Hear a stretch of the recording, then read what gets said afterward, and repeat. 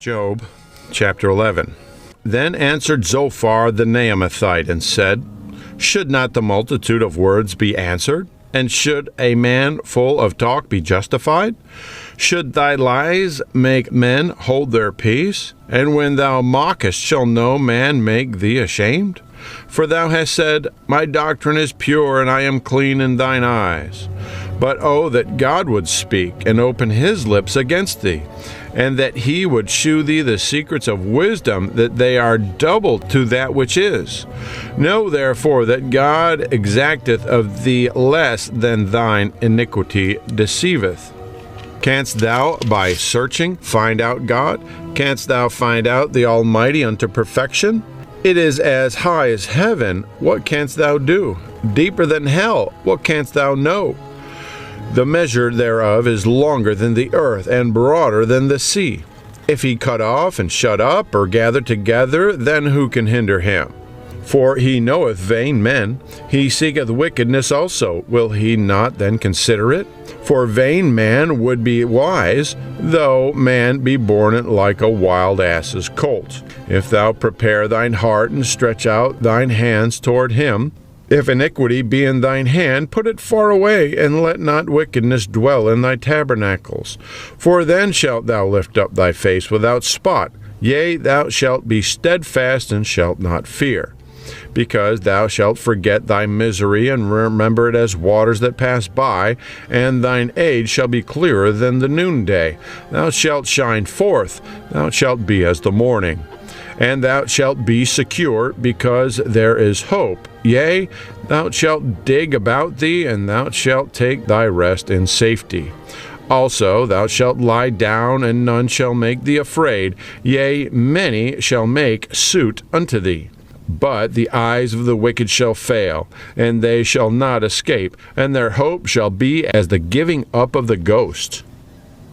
Job chapter 12.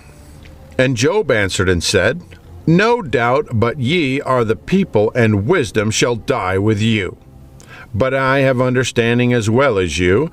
I am not inferior to you. Yea, who knoweth not such things as these? I am as one mocked of his neighbor, who calleth upon God, and he answereth him. The just upright man is laughed to scorn. He that is ready to slip with his feet as a lamp, despised in the thought of him that is at ease. The tabernacles of robbers prosper, and they that provoke God are secure, into whose hand God bringeth abundantly. But ask now the beasts, and they shall teach thee, and the fowls of the air, and they shall tell thee. Or speak to the earth, and it shall teach thee, and the fishes of the sea shall declare unto thee. Who knoweth not in all these that the hand of the Lord hath wrought this? In whose hand is the soul of every living thing, and the breath of all mankind? Doth not the ear try words, and the mouth taste his meat? With the ancient is wisdom, and in length of days understanding. With him is wisdom and strength, he hath counsel and understanding. Behold, he breaketh down, and it cannot be built again. He shutteth up a man, and there can be no opening. Behold, he withholdeth the waters, and they dry up. Also he sendeth them out, and they overturn the earth. With him is strength and wisdom. The deceived and the deceiver are his. He leadeth counselors away spoiled, and maketh the judges fools. He looseth the bond of kings, and girdeth their loins with a girdle. He leadeth princes away spoiled, and overthroweth the mighty. He removeth away the speech of the trusty, and taketh away the understanding of the aged. He poureth contempt upon princes, and weakeneth the strength of the mighty. He discovereth deep things out of darkness, and bringeth out to light the shadow of death. He increaseth the nations, and destroyeth them. He enlargeth the nations, and straighteneth them again.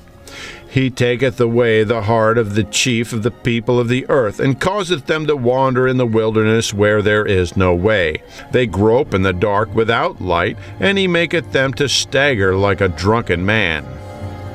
Chapter 13. Lo, mine eye hath seen all this, mine ear hath heard and understood it. What ye know, the same do I know also. I am not inferior unto you. Surely I would speak to the Almighty, and I desire to reason with God. But ye are forgers of lies. Ye are all physicians of no value.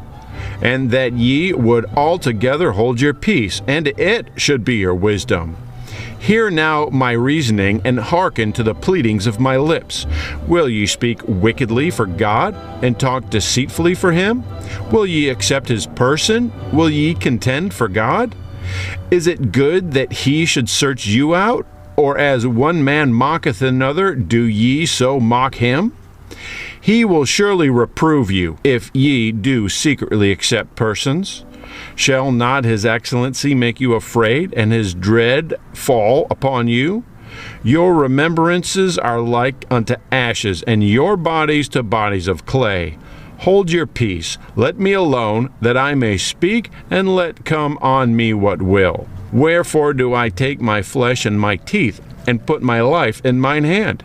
Though he slay me, yet will I trust in him. But I will maintain mine own ways before him.